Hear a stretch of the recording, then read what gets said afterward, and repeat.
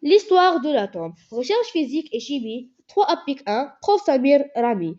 Introduction. Bonjour mes amis, aujourd'hui nous vous proposons une petite recherche sur définition de l'atome, les types d'atomes, la structure d'atomes, l'évolution de modèles atomiques de l'Antiquité à nos jours, le modèle atomique à l'Antiquité, le modèle atomique actuel. Premièrement, définition. Les atomes sont présents tout autour de nous. Ces infirmes fragments de matière forment des planètes, les objets, les êtres vivants, etc. Cependant, ils n'ont pas toujours existé sous cette forme. L'atome est pour les chimistes le constituant fondamental de la matière. Ce terme vient d'ailleurs d'un mot grec qui signifie indivisible. Même il l'on sait depuis longtemps que cet élément ne l'est pas.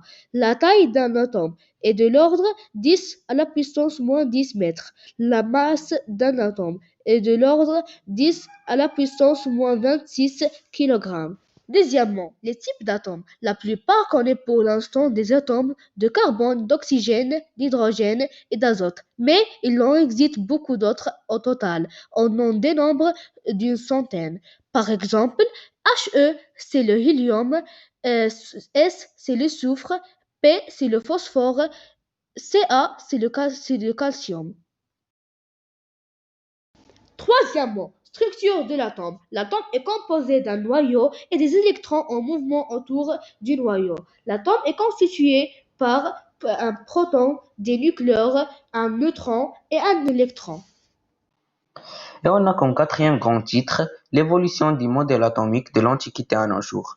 Un modèle est une représentation simplifiée de la réalité. Il aura fallu 25 siècles pour que le modèle de l'atome soit suffisamment satisfaisant et qu'il permette d'expliquer les réactions chimiques possibles et observables de l'Antiquité à nos jours. De grands physiciens et chimistes ont étudié ces constitutions universelles de toute chose, l'atome.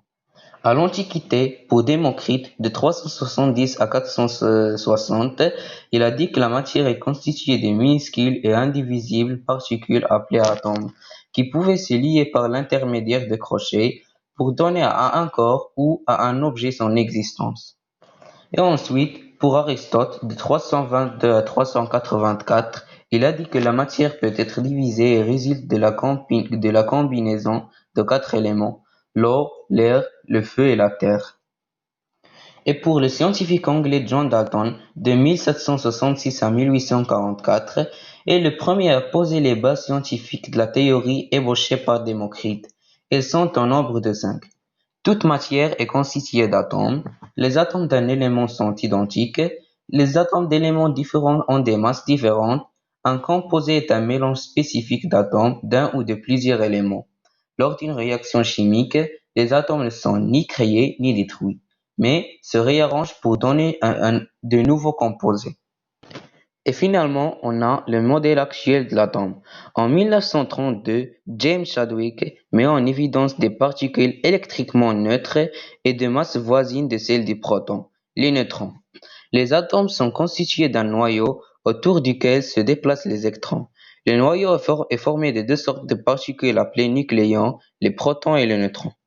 Et voilà mes amis, merci pour votre attention. Cette recherche était faite par les élèves Mohamed El Hafsa, Ayman Abou Ali, Yassir Abdo, Abdelrahman